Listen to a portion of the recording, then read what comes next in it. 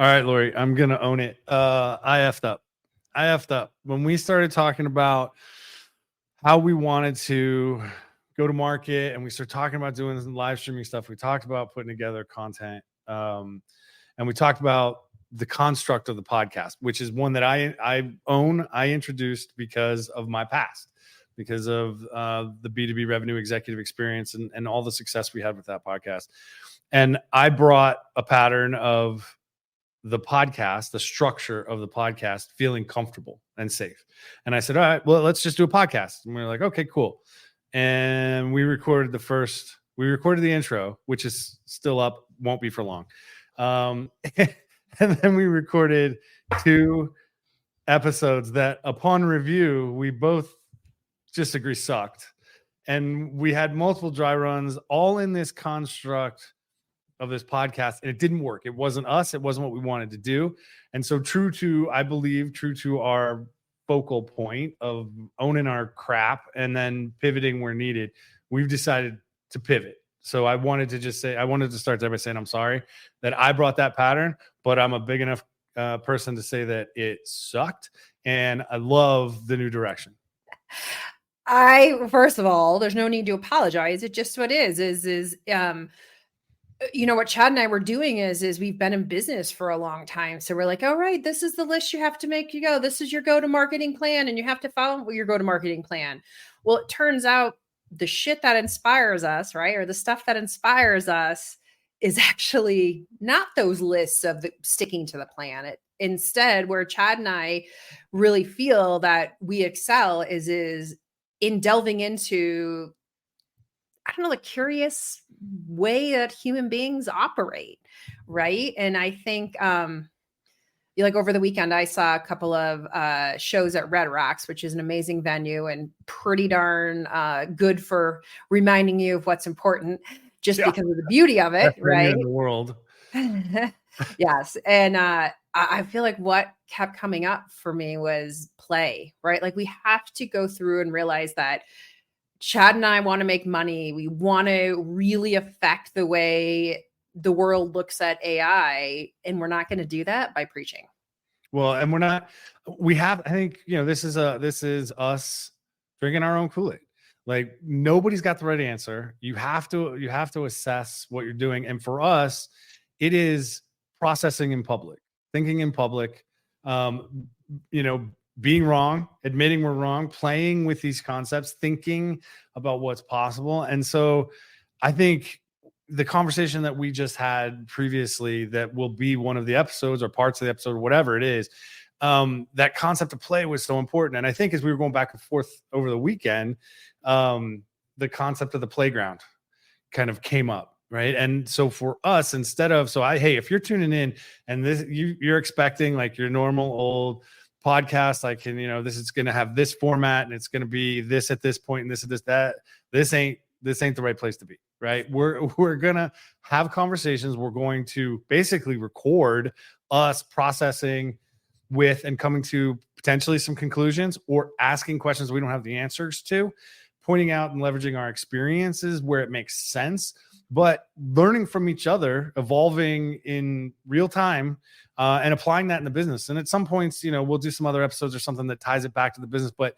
for the playground episodes, that's what we're going to do. We're just going to riff. We're going to play, and we're going to share where we're at today, because it's not going to be where we're at tomorrow. Is that fair, Lori?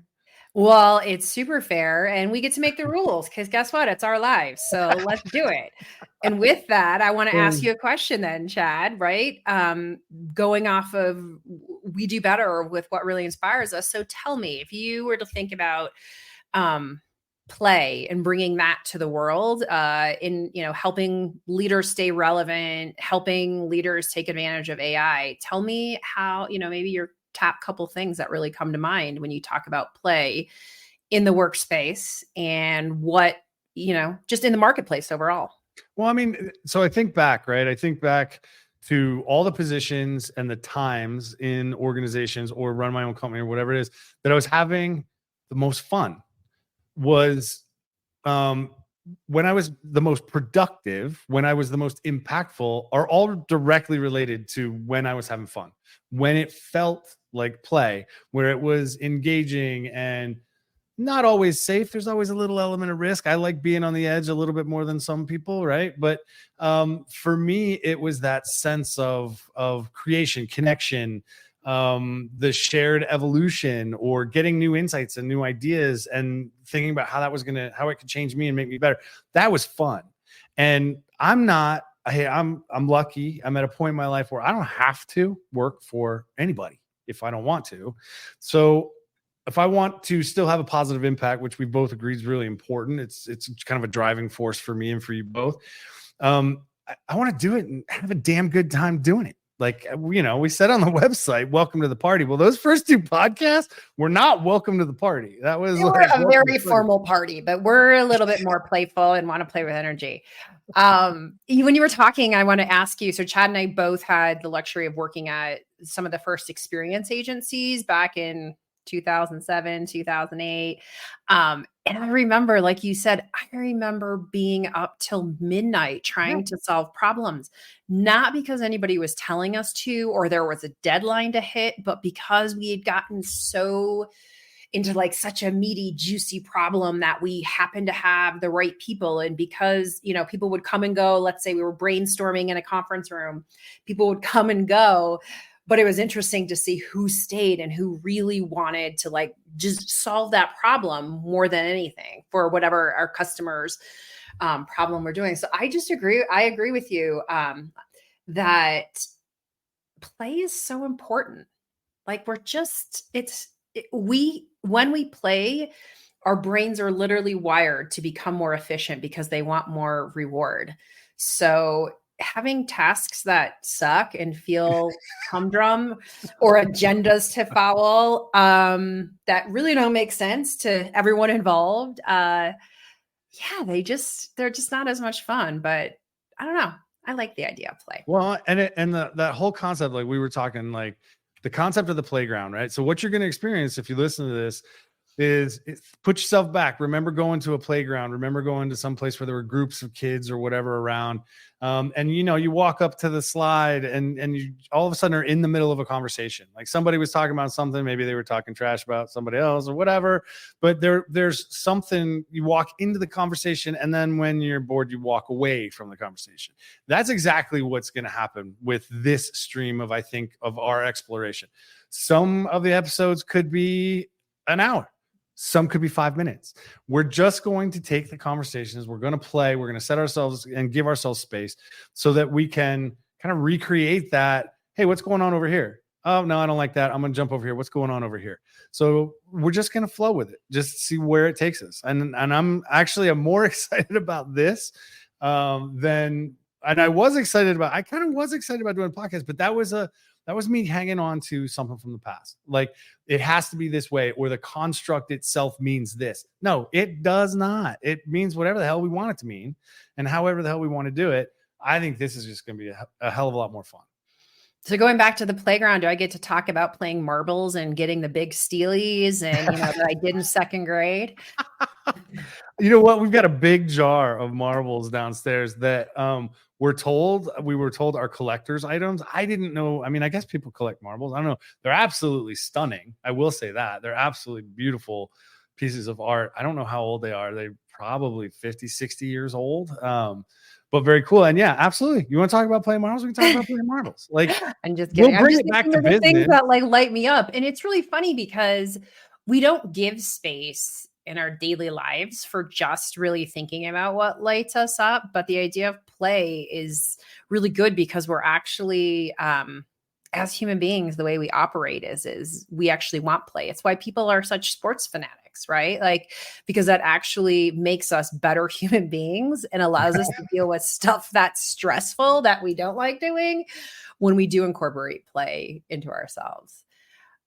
Do you think that when we talk about play, do you think that part of this could also be a narration as we learn and grow, that we could also, brainstorm and think about ideas? Maybe some of the topics we cover are things of, how do you give yourself more space so that you can actually focus on the things you like, which would be play. Tell me what you're thinking about this podcast. Like, what would you like to bring to everybody? I'm going to go back to that concept of, as we go through this journey, we want it to be fun. And I don't know where any episode will go. What we do know about ourselves is you and I will continue between recording sessions. We will continue to read. We will continue to have other conversations. We will continue to consume multiple sources of information to feed our head. And all we have to do is create some space for us to process that together. What that looks like, no freaking clue. The one thing I think we will do is because of just who we are, we'll constantly tie it back to business. We'll constantly tie it back to leadership, what it means to show up in the workplace, to be relevant. I want to get rid of some of the old constraints that everybody expects. And not only in the way it's consumed, but the way we create it. Because I completely remember, I got to that point with the B2B revenue executive experience where after 3 years, the format, I knew it like the back of my hand. I was not always cognitively engaged. I went through the motions, and that's when it becomes drudgery. And I don't want that. This is too much fun. The opportunity before us because of generative AI and other advances in technology is too big. And the beauty of it is it moves so fast that by the time we do the next recording, end of this week or next week or whatever it is, so much new shit will have come out that there'll be more than enough to talk about. I know. I'm so excited about that. Like, it is really just delving into AI and then looking how the human, we are a machine. We have a human operating system and we run patterns, right? Just as who we are. We have a whole nervous system that's amazing. And we're really like complex artists. And I'm kind of excited about the different topics and just really being honest and authentic with ourselves about what excites us and what doesn't. And knowing that it doesn't have to excite everybody. And you may skip to different episodes or different topics that you like, but the idea that we can just go in and have opinions on things sounds like fun. And at the same time, I hope it's a narration. I hope that we start working, like looking at how do we break down some of the internal barriers that we've set for ourselves and give space for new ways of working. Much like the Barbie movie did, let's narrate a new way of working. Yeah. I'm really excited to see where it takes us. Hope you all will join us for the journey. Not 100% sure where it will go, as we've said. But I guess we can just wrap this one up with saying, hey, welcome to the playground. Welcome to the playground, everyone. Let's have some fun.